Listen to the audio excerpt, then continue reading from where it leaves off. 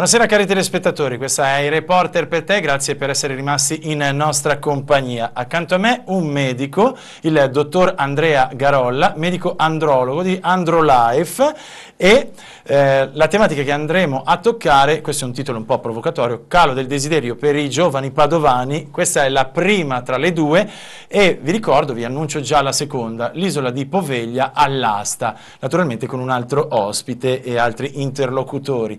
Bene, grazie dottor Garolla di essere qui nei nostri studi. Noi già ci conosciamo dai tempi insomma di TV7 alle 7. AndroLife è un qualcosa di molto prezioso perché si occupa insieme a luminari insomma della categoria, e a breve ne sentiremo uno, quindi il professor Carlo Foresta, di cercare di aiutare i giovani dai 18 ai 35 anni. Abbiamo, ripeto, messo provocatoriamente insomma questo titolo e andiamo a capire di che cosa si occupa AndroLife e che tipo di ricerca avete fatto appunto in questa fascia d'età. Prego dottore. Buonasera a tutti, grazie a voi per l'ospitalità e per l'opportunità che ci date. Noi siamo partiti ormai 10 anni fa con la prevenzione andrologica nelle scuole e lì abbiamo scoperto un problema che è veramente enorme. C'è un interesse a queste problematiche, una necessità di affrontare queste problematiche per i giovani che è veramente straordinario. Quando noi facciamo le conferenze nelle scuole, alla fine c'è uno stuolo di mani alzate di ragazzi che hanno voglia e bisogno di sapere, e da qui nasce l'esigenza di costruire AndroLife. AndroLife per andare oltre le scuole, per andare in una fascia di età più avanzata rispetto ai 18 anni dei maggiorenni, e per coprire una serie di problematiche della nostra branca della medicina che ovviamente i diciottenni ancora non hanno. E quindi penso a tutte le turbe della sessualità che nei diciottenni sono presenti, ma sono presenti più per problematiche legate all'emotività, e che invece andando avanti con l'età invece si sviluppano per problematiche di salute generale. Il titolo è provocatorio, però è azzeccato, perché dalla campagna nazionale, che noi ormai facciamo già da 3 anni, sono emerse due cose principalmente. Intanto la vastità del problema, perché la percentuale di soggetti che lamenta queste problematiche è davvero importante, e dall'altro la richiesta di informazioni su questo problema: perché ho il problema, quali sono i fattori di rischio, cosa posso fare per risolverlo. Vi do il colpo d'occhio anche del sito, mi perdoni un attimo, questo è proprio il sito, lo trovate facilmente, www.androlife.it. come potete vedere c'è anche un volto noto insomma di X Factor, perché ci sarà un evento di cui vi parleremo a breve, restate quindi sempre in nostra compagnia. Prego professore, perdoni. Sì, stavo dicendo che è una problematica veramente enorme, e voglio dare un segnale di che cos'è AndroLife per chi non ne ha mai sentito parlare. AndroLife è una settimana di prevenzione andrologica che noi abbiamo lanciato sul territorio nazionale. Prevede una settimana di telefonate per prenotare le visite e poi un'altra settimana di visite gratuite che vengono svolte da specialisti della nostra società, la Società Italiana di Andrologia e Medicina della Sessualità, in tutti i centri pubblici che afferiscono a questa società di tutta Italia. Io ho un dato, spero sia giusto, insomma l'ho preso dai giornali, sono state realizzate più o meno nel nostro territorio 950 visite. Sì. Ed è molto bello comunque il discorso anche dell'alzata di mano, e so che in rete, quindi nel vostro sito che ho mostrato poc'anzi, sono arrivate un sacco di domande, perché c'era la possibilità appunto in privato di porre qualsiasi dubbio, qualsiasi insomma domanda, perché c'è molta timidezza, c'è molto tabù in Italia a parlare di sesso, ricordiamolo. E c'è anche molta ignoranza. Noi attraverso questa campagna, queste sono le visite, ha fatto bene a ricordarlo, perché sono solo le visite locali, perché in tutta Italia noi abbiamo fatto migliaia e migliaia di visite che si accompagnano ad un questionario. Perché il questionario? Il questionario serve a noi per avere il polso della situazione diciamo, epidemiologico sull'entità di queste problematiche, non solo, ma ci permette di conoscere le abitudini e gli stili di vita di queste fasce di età. Ci può fare un esempio di questo questionario? Il questionario Le domande è molto vasto e riguarda tutti i possibili fattori di rischio e abitudini che possono influenzare tutta la sfera andrologica. Quindi domande sull'alimentazione, domande sul fumo, domande sull'utilizzo di alcolici, sull'utilizzo di sostanze stupefacenti e sulle patologie che loro hanno avuto. E noi abbiamo avuto, oltre a fare noi domande, diamo la possibilità a loro di fare domande. Certo. E quindi poi abbiamo anche raccolto tutta una serie di quali sono le domande più frequenti, che noi stiamo addirittura pubblicando su una rivista scientifica americana che ha trovato particolarmente interessante questo aspetto. Perché è interessante? Perché ci sono delle domande che in questo secolo non dovrebbero più esserci, cioè sono le domande sulla masturbazione, sulle malattie sessualmente trasmesse, ma domande molto banali che di questi tempi i nostri giovani le cui risposte i nostri giovani dovrebbero conoscere ormai molto bene. Visto ciò che internet offre, la televisione, i giornali e tutto il resto offre, adesso non so l'entità delle domande, per curiosità pruriginosa verrà chiunque in questo momento da dire ma dicene una. Sì, beh, per esempio, faccio un esempio banale, no? Cioè, quante masturbazioni io posso avere senza fare scandalo perché non mi faccia male, no? Oppure con la masturbazione si possono avere dei figli, piuttosto che l'HIV si può trasmettere con la masturbazione. Ho fatto l'esempio della masturbazione, ma certo, se prendiamo però, per dottore, esempio... fa sorridere, io lo capisco perché lei è un medico e fa sorridere, ma comunque dobbiamo sempre tener conto della giovane età di questi ragazzi, certo, che magari sanno di tutto sui computer, ma sulla vita pratica no. Sì, anche perché io sono le domande un conto... pochino, io lo ammetto, faccio outing, sono le domande un pochino che ci facevamo magari noi da ragazzini. Certo, però qui siamo già su una fascia di età che non è più quella dei esatto, 18-35. Cioè dai 18 ai 35 e queste domande non sono infrequenti anche nei soggetti più avanti. Buttiamola in buonismo, sì, non sono tutti viver, diciamo, no, sono tutti certo, ma uomini di mondo, mettiamola così. Che alcune cose dovrebbero essere un po' più chiare. Non a caso, se ci dottore, fosse un po' più di cultura andrologica, quello che invece è stato fatto molto per quanto riguarda la ginecologia, e qui io non credo sia un problema dei professionisti, credo che sia un problema proprio culturale. Esatto, io volevo arrivare proprio lì, con una battuta semplice. Se lei parlasse appunto con le ragazze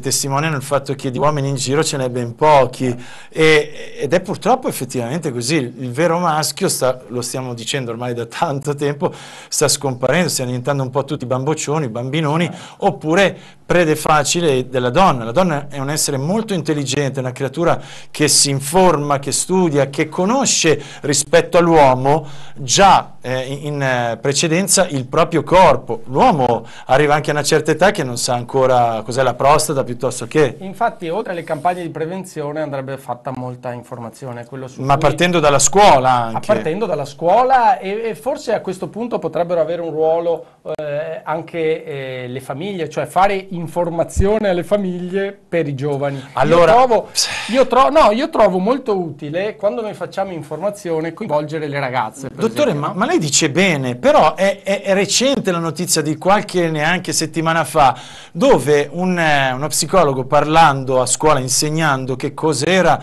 insomma il cambio di sesso, aveva creato un pandemonio. Volevano ritirare i ragazzi da scuola perché nelle primarie non si può parlare di queste cose, e poi arrivano domande di questo genere. Certo. Ma con la masturbazione posso rimanere incinta? Certo, ci sono...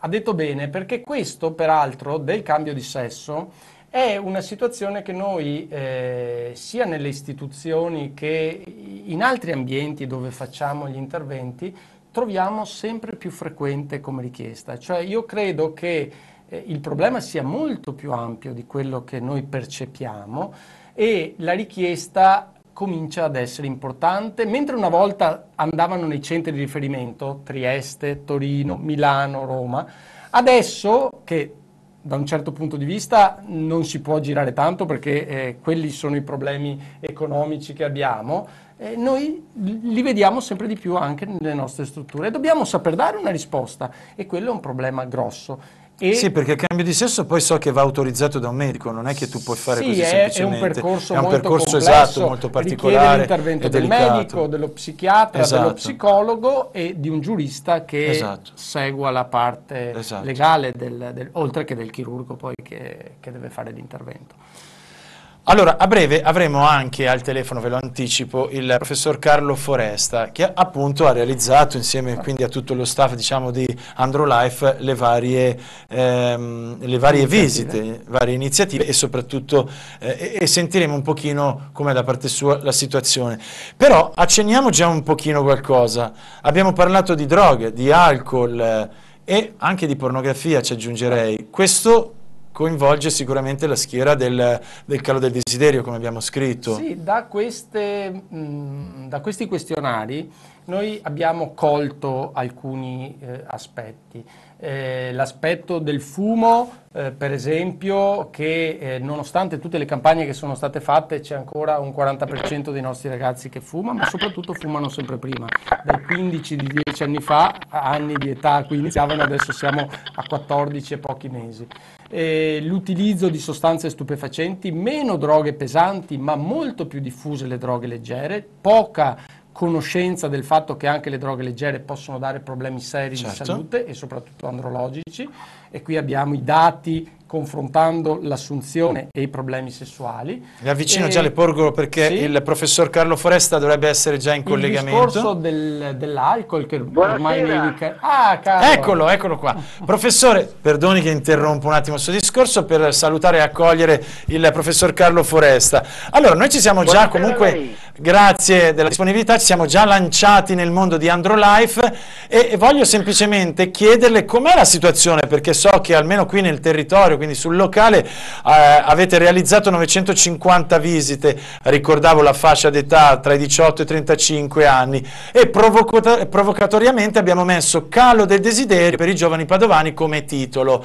A lei, professore, capire un pochino insieme al suo studio com'è la situazione per i nostri ragazzi, se è allarmante o no. I giovani hanno bisogno di punti di riferimento e di cultura. Sì. Il problema fondamentale è questo. Questo su tutti i fronti, mi viene da dire.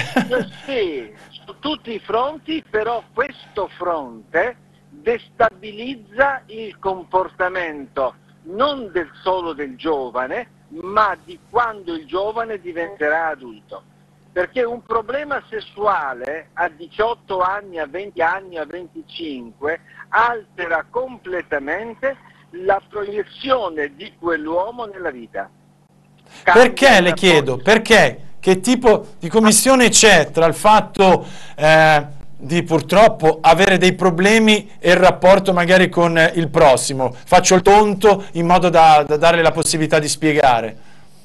Ma certamente, perché una persona, un giovane che ha problemi sessuali, si sceglie una vita che gli impedisca l'emersione di questi problemi, e quindi il rapporto con le donne, il rapporto con il lavoro, il rapporto con gli amici, si crea un mondo dove questo problema non emerge e quindi vive una vita di insoddisfazione e una vita di scelte obbligate. Io sono assolutamente convinto che molti di questi problemi siano facilmente risolvibili, perché sono problemi o indotti dalle abitudini di vita, oppure stimolati da stili che in qualche modo inibiscono la sessualità, e anche dalla mancata cultura. Il fatto che le domande più frequenti che i giovani pongono agli andrologi, parliamo di uomini che hanno dai 18 ai 35 anni. Sì, ne parlavamo appunto poc'anzi. Relativi alla masturbazione, è una cosa che porta veramente indietro nel tempo la mentalità dell'uomo nella sessualità. Quelli sono problemi adolescenziali. Professore, però noi stiamo anche dibattendo sul fatto del tabù della parola già sesso in Italia, figuriamoci appunto nell'ambito dell'informazione e scolastico. Come abbattere questo muro? Ma non è tabù il sesso. Lo so, io la penso come lei. Non è tabù. Lei pensi a come è evoluto il costume delle ragazze.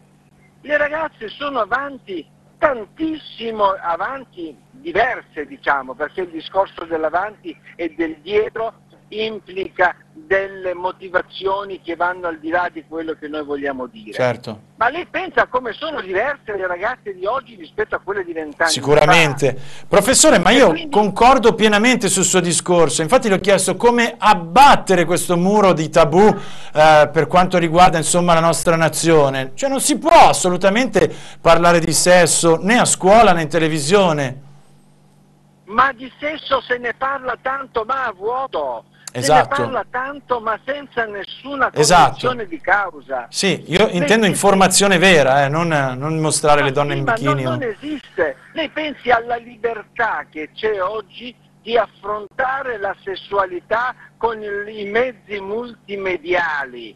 Sì. Ma lei non ha idea di cosa non ci sia dietro, ma ancora in età adolescenziale, di esperienze di siffatta maniera, che sono sicuramente, possono anche essere nella gran parte gioiose, stimolanti, motivo di gioco con i coetanei, ma in una certa fetta diventano dominanti, diventano importanti tanto da segnare il comportamento Certo, del psicologico della persona. Quindi Professore, dobbiamo essere, sì.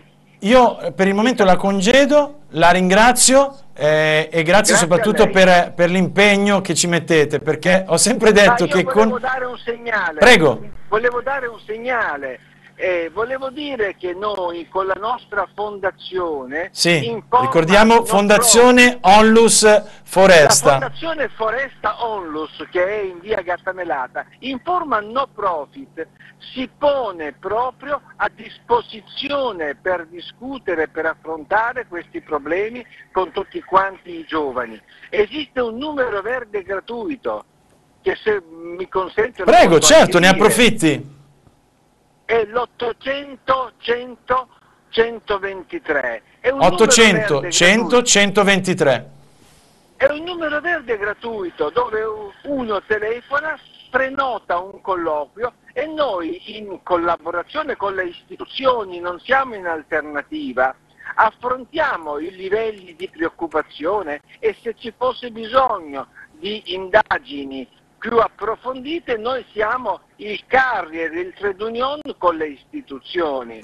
La ringrazio professore, la ringrazio, grazie a lei, buona serata. Grazie per la serata, per il collegamento scusate e buona serata, mi sono impaperato seguendo un pochino ciò che la nostra regia. Allora mi hanno chiesto di mandare la pubblicità, sapete che noi continuiamo a parlare di questa tematica e poi vi spieghiamo anche l'evento che vi attende. Evento gratuito, niente male, insomma, al Teatro Verdi poi, una location pazzesca. Allora, pubblicità, torniamo a breve.